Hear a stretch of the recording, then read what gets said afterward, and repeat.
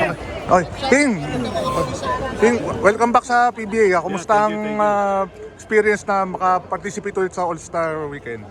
Masaya dahil binigyan kami ng opportunity ni Commissioner Willie na maglaro sa PBA. Nakakamiss na bumalik yung mga rookie year ko dati, and katulad ng sinabi ko, para sa fans to. Kumusta ang match-up nyo ulit ni Arwin? Okay naman, kami naman ni Arwin magkakaibigan kami. Sa laro talagang pisikalan kami. Yun lagi kong sinasabi sa mga player na pag nasa court kayo, ibigay niyo yung best nyo, walang kapatid-kapatid, walang kaibigan. Siyempre pride kasi yan eh. Sa labas naman magkakaibigan kayo, basta pasayahan nyo lang yung mga fans. Ganun. Kumusta yung kasi pati sila Malonzo, yung mga batang players talagang nilalabanan mo, pinupostehan mo. Sa real game kasi, wala sa edad yan eh. Kumbaga kailangan mo dumepensa, kailangan mo may matutunan siguro. Minsan ganun. Kami naman especially ako, lagi kong pinaghahandaan yung laro ko. Talaga nag-workout ako, pinapakita ko pa rin na hindi ako nagpapabaya sa sarili. Parang ganun. So, binibigay ko yung best ko para sa mga fans. Kampiuli kayo ni Ranidel. High exhibition game.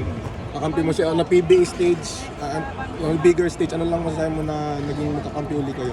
Masaya pa rin kasi nandun pa rin yung kulitan eh. Nandun pa rin yung jamming namin, dalawa. Kanina pagdating ko talagang niyakap siya kasi na-miss ko rin eh. Diba? So, yun lang. Proud kami na nakapaglaro kami ulit dito sa All-Star Game.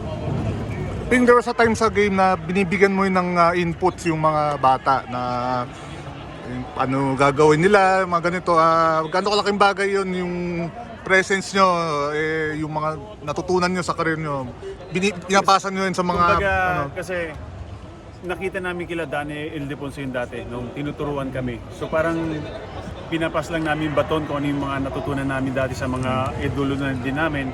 At kanina nagsasalita rin ako na ganito yung gawin nyo para din sa inyo yan sa PBA. Parang ginagano ko sila. So kung ano lang yung may papayo namin at pwede namin i-share, pwede namin i-share yun. Kasi yun din yung mga natutunan namin sa mga idol namin dati. What's next for you? Next for me, magpapakondisyon dahil going na yung PBL ngayon. Pinaghahandaan ko yun dahil natalo kami sa finals. Kailangan kong makabawi ngayon this year.